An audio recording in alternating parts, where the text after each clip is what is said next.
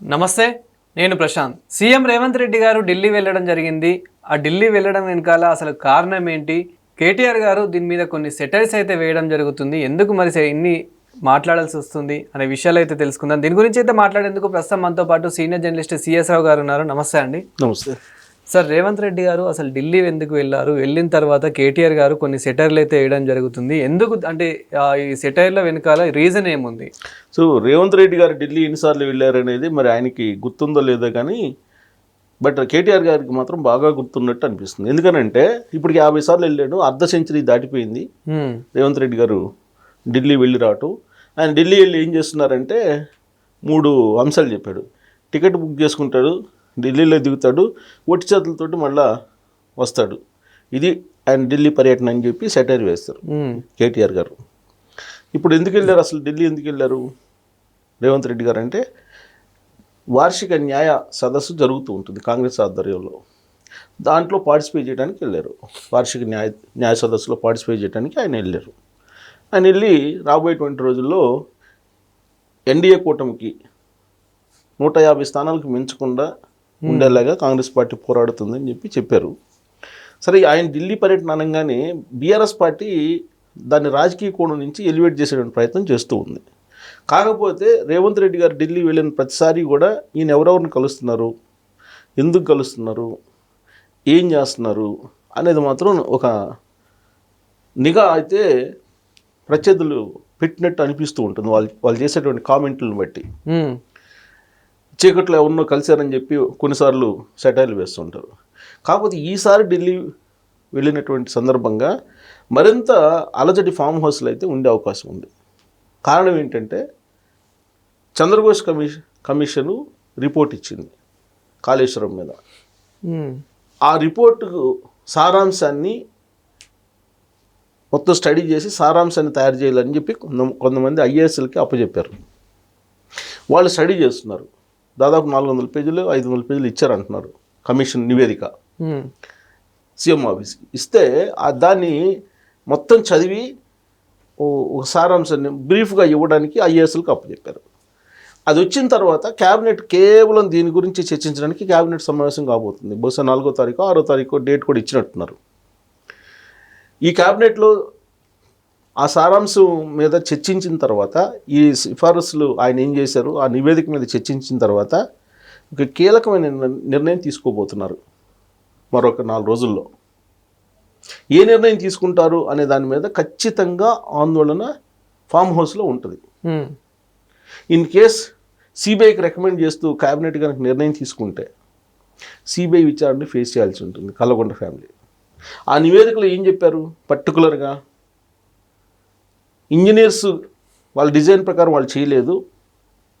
ఆ రోజున ఇరిగేషన్ శాఖ మంత్రిగా ఉన్నటువంటి హరీష్ రావు గారు, అలాగే సీఎం ఆఫీస్లో ఉన్నటువంటి స్మితా సౌర్వాల్ గారు, కేసీఆర్ గారు, వీళ్ళందరూ ఇచ్చినటువంటి డైరెక్షన్ మేరకే దాని నిర్మాణం జరిగింది తప్పితే అక్కడ సాంకేతిక పరమైనటువంటి నిర్మాణం జరగలేదు అని చెప్పి ఆ నివేదికలో ఉన్నట్టు పేపర్లో వచ్చింది. మొదటి నుంచి అందరి ఆరోపణలు అదే. మేడిగడ్డ కానీ సుందిల్లా కానీ ఇవన్నీ కూడా కుంగిపోవడానికి కారణం ఏంటి?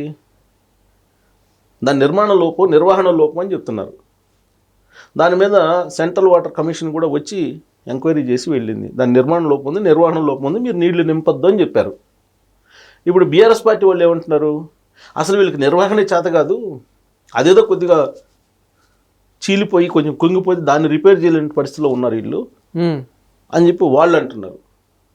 అసలు ఇంకొక డౌట్ ఎక్స్ప్రెస్ చేశారు ఈ మధ్య కేటీఆర్ గారు.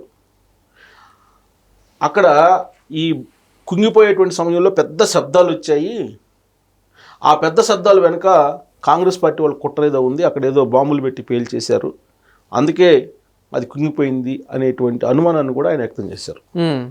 అంటే చంద్రఘోష్ కమిషన్ బయటకు వస్తుందని తెలియగానే ఇలాంటి అనుమానాలని ప్రజాక్షేత్రంలో పంపిస్తున్నారు. చంద్రఘోష్ కమిషన్ దాదాపుగా కొన్ని 100 మందిని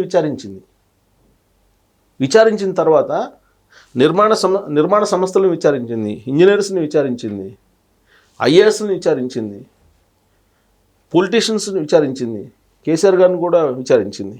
వీళ్ళందరూ విచారించిన తర్వాత ఒక నివేదిక ఇచ్చారు. నెక్స్ట్ స్టెప్ ఏంటి? విచారణకు ఆదేశించటం. ఇప్పటివరకు కమిషను విచారించింది. ఇక నెక్స్ట్ ఏంటి, అసలు దీని అందరికీ బాధ్యులు ఎవరి మీద దీనికి సంబంధించినటువంటి అంశాన్ని ఎవరి మీద పెట్టాలి, దీనికి బాధ్యులు ఎవరు అనేదాన్ని తేల్చాలంటే ఇన్వెస్టిగేషన్ సంస్థ ఉండాలి. ఇన్వెస్టిగేషన్ సంస్థ ఏంది, రాష్ట్రంలో ఉన్నటువంటి సిఐడియో లేదంటే విజిలెన్సో ఇలాంటివి అప్పచెప్పాలి. కానీ వాళ్ళకన్నా కూడా దీంట్లో సిబిఐ కనుక ఒకవేళ ఎండార్స్ చేస్తే దీన్ని, ఈ ఫండ్స్ ఎక్కడెక్కడికి వెళ్ళి ఏంటి అనేది బయటకు వచ్చే అవకాశం ఉంది. ఇప్పటికే ఈ కాళేశ్వరానికి సంబంధించినటువంటి జిఎస్టీ ఎగ్గొట్టారు కాంట్రాక్టర్స్ అని చెప్పి కంప్లైంట్స్ ఉన్నాయి. తర్వాత ఈడీకి సంబంధించినటువంటి ఈడీ దగ్గర కూడా కొన్ని కంప్లైంట్స్ ఉన్నాయి, విజిలెన్స్ దగ్గర ఉన్నాయి, సిబిఐ దగ్గర ఉన్నాయి, అన్ని కేంద్ర దర్యాప్తు సంస్థల దగ్గర కాళేశ్వరం మీద అనేకమైనటువంటి కంప్లైంట్స్ ఉన్నాయి. పిసిసి అధ్యక్షుడిగా ఉన్న రోజుల్లో రేవంత్ రెడ్డి గారు ఇచ్చారు. ఆ రోజు వైఎస్ఆర్ తెలంగాణ పార్టీకి సంబంధించిన అధ్యక్షురాలుగా షర్మిల గారు ఇచ్చారు. అలాగే కాంగ్రెస్ పార్టీకి సంబంధించిన లీడర్ బక్కా జడ్సన్ గారు ఇచ్చారు. అనేక మంది కంప్లైంట్స్ ఇచ్చారు దాని మీద. ఇన్ని కంప్లైంట్స్ ఉన్నాయి, అయినప్పటికీ కూడా సిబిఐ ఈడీ ఎంటర్ కాల.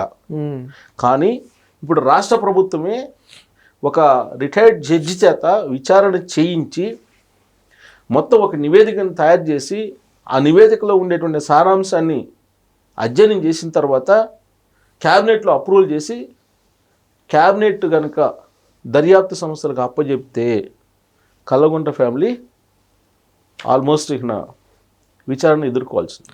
అందుకే ఇవన్నీ మళ్లించడానికే ఇప్పుడు కేటీఆర్ గారు రేవంత్ రెడ్డి గారి ఢిల్లీ పర్యటన గురించి మాట్లాడాల్సి వస్తుందా? ఇప్పుడు అంతే కదా. ఇప్పుడు రేవంత్ రెడ్డి గారు ఢిల్లీ వెళ్తారు, కాంగ్రెస్ పార్టీ అధిష్టానం అక్కడ ఉంది.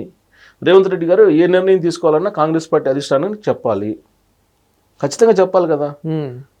దాని గురించి మాట్లాడతారు. రేపు ఎల్లుండి క్యాబినెట్ జరగబోతుంది. క్యాబినెట్లో తీసుకునేటువంటి ఏ నిర్ణయం తీసుకోవాలి అనే దాని మీద ఖచ్చితంగా కాంగ్రెస్ పార్టీ పెద్దలతోటి చర్చించకుండా అయితే చేయరు కదా. బహుశా అది చర్చించి వస్తారేమో అనేటువంటి ఒక ఆందోళన ఉండొచ్చు. వాళ్ళ మీద విచారణకు ఆదేశిస్తే కనుక అది అసలు ఆ నిర్మాణమే అద్భుతం అని చెప్పి వాళ్ళు చెబుతున్నారు. కావాలని బదనాం చేస్తున్నారని చెప్పి చెబుతున్నారు వాళ్ళు. సో ప్రజాక్షేత్రంలోకి ఏం తీసుకెళ్ళాలి, రేవంత్ రెడ్డి గారి మీద అలిగేషన్స్ తీసుకెళ్ళాలి. అందుకని ఇప్పుడు ఏం చేస్తున్నారు, అది బాంబులేసి కాంగ్రెస్ పార్టీ బెయిల్ చేసిందని చెప్తున్నారు ఏకంగా. ఇప్పుడు రేవంత్ రెడ్డి గారు ఢిల్లీ వెళ్ళి ఎవరిని కలుస్తారు, ఇది ఒక పెద్ద చర్చ. ఎక్కడ, బీఆర్ఎస్ పార్టీలో కేవలం కాంగ్రెస్ పార్టీ వాళ్ళని కలుస్తారా, లేదంటే ఫెడరల్ వ్యవస్థలో కేంద్ర ప్రభుత్వంతో కూడా ఏ రాష్ట్ర ముఖ్యమంత్రి అయినా కానీ మాట్లాడచ్చు కదా, సంప్రదించవచ్చు కదా ఇలాంటి వాటిల్లో. సో మరి అక్కడ ఒకవేళ అమిత్ షా గారిని కానీ నరేంద్ర మోడీ గారిని కానీ కలుస్తారా, దీని మీద ఏం జరగబోతుంది అనేటువంటి ఒక హైరాణ అయితే ఖచ్చితంగా ఉంటుంది. ఇప్పుడు ఈ కారు రేసుకు సంబంధించి కేసు ఒకవైపు ఉంది. సరే, అదేదో మొత్తం మీద మనీ లాండరింగ్ జరిగింది అనేది జరుగుతుంది, అది ఇంకా అరెస్ట్ వరకు వెళ్ళలేదు.